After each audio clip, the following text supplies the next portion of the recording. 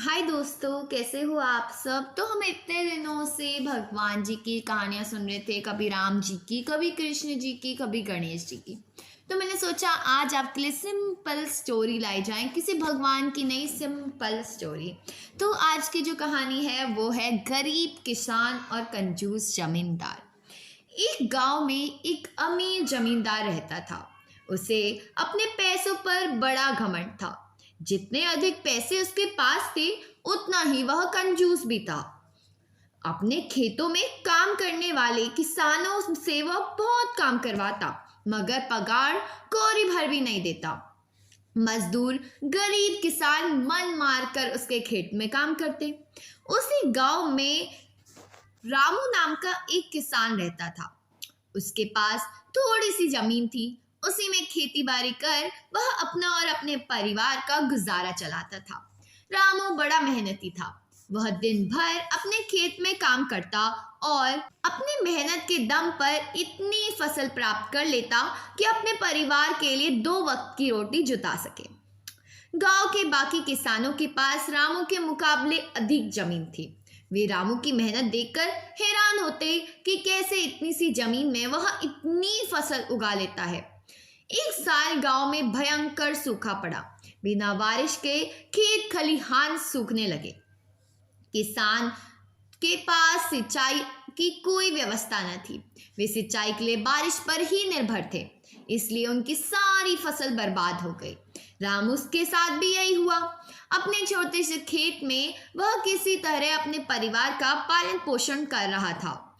अब उनके सामने भूखे मरने की नौबत आ गई। मजदूरी के कारण वह गांव के जमींदार के पास कर्ज मांगने गया। जमींदार कंजूस तो था। उसने सोचा कि यदि उसने रामू को पैसे दे दिए तो यह लौटा तो पाएगा नहीं, इसलिए उसे अपने खेत में काम कर लगा देता हूँ। मेहनती तो ये है ही और मजदूर भी, कम पैसों में दुगनी मेहनत करवाऊंगा। उसने रामू से कहा, देखो रामू, मैं कर्ज तो नहीं सकता, लेकिन तेरी इतनी मदद कर सकता हूँ कि तुझे अपने खेत में काम पर रख लूंगा। तुझे महीने के 1000 रुपये दे दिया करूंगा। पर मालिक, दूसरे किसान तो 2000 पाते हैं। रामू बोला, करना है तो कर, वरना मेरे पास किसानों की कमी नहीं, ऐसा जमींदार ने बोला। मजदूर रामू क्या करता, हामी भरकर घर लौट आया। अगले दिन से जमींदार के खेत में काम करने लगा। मेहनती तो वो था ही, वह खूब मेहनत और लगन से काम करता। उसने 4 महीने का काम 2 महीने में ही कर लिया। यह देख जमींदार बहुत खुश हुआ, लेकिन उसके मन में मक्कारी जाग उठी। उसने सोचा कि 4 महीने का काम तो इसने 2 ही महीने में कर लिया, क्यों ना इसे निकाल दूं, इससे मेरे 2 महीने के पैसे बच जाएंगे। उसने रामू को बुलाया और उसके 2 महीने के पैसे देकर कहा, रामू, यह ले तेरे पैसे, कल से मत आना, अब मुझे तेरी जरूरत नहीं। ये सुनकर रामू परेशान हो गया। बड़ी मुश्किल से उसका घर चल रहा था। अब अपने परिवार का भरण पोषण कैसे करेगा। वह जमींदार के सामने गिड़गिड़ाने लगा कि उसे काम से ना निकालें, लेकिन जमींदार ने उसकी एक ना सुनी और उसे काम से निकाल दिया। रामू आंखों से आंसू लेकर घर लौटा। चिंता से रात भर उसे नींद नहीं आई।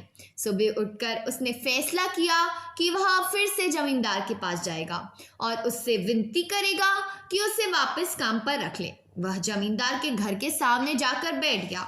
सुबह उठकर जाट जमींदार अपने घर से बाहर निकला तो रामू को घर के सामने बैठा हुआ देखा। उसने रामू से पूछा, क्या हुआ रामू, क्यों आया है। रामू जमींदार के पैरों पर गिर पड़ा और गिड़गिड़ाते हुए बोला, मुझ पर दया कीजिए मालिक, मुझे काम पर रख लीजिए, मेरा परिवार भूखा मर जाएगा। जमींदार ने उसकी एक ना सुनी और उसे धक्के मार के वहां से निकाल दिया। रामू उस समय तो वहां से चला गया, लेकिन अगली सुबह फिर सेठ के घर के सामने जाकर बैठ गया। जमींदार ने उसे फिर बुरा भला कहकर भगा दिया। अब से रोज यही कर्म चलने लगा। रामू रोज जमींदार के घर के सामने जाकर बैठ जाता और जमींदार से भगा देता। पूरे गांव में इस बात की चर्चा होने लगी। सब जमींदार को भुला भला कहने लगे। तंग आकर जमींदार ने कहा कि क्यों ना कुछ दिन परिवार सहित दूसरे गांव चले जाऊं, मुझे घर पर ना देखकर रामू यहाँ आना बंद कर देगा।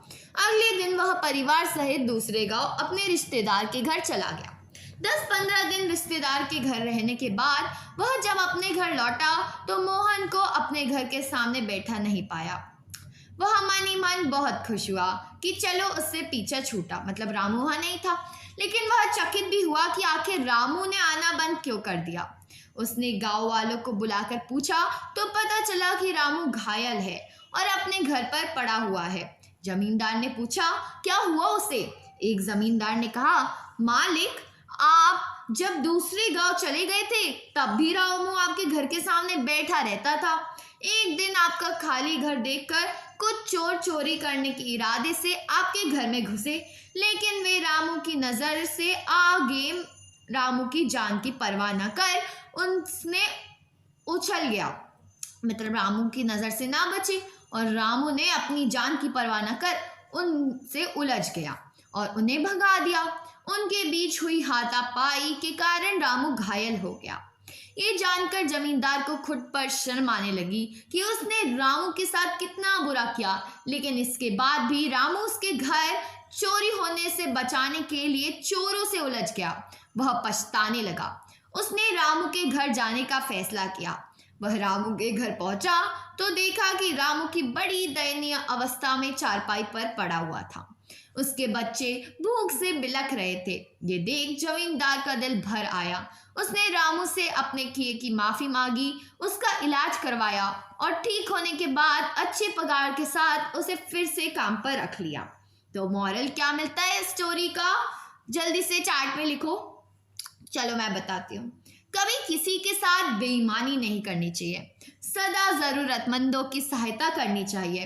अपना काम ईमानदारी से करना चाहिए, क्योंकि ईमानदारी करोगे तो अच्छाई मिलेगी, अच्छाई करोगे तो अच्छाई मिलेगी, बुराई करोगे तो बुराई मिलेगी। चलो आज मैं आपको 2 कहानियाँ सुनाती हूँ, ठीक है। तो दूसरी कहानी है गीता का रहस्य। एक बार महात्मा गांधी के पास एक व्यक्ति गीता का रहस्य जानने के लिए आया। उसने महात्मा गांधी से गीता के रहस्य के बारे में पूछा। गांधी जी उस समय फावड़े से आश्रम की भूमि खोद रहे थे।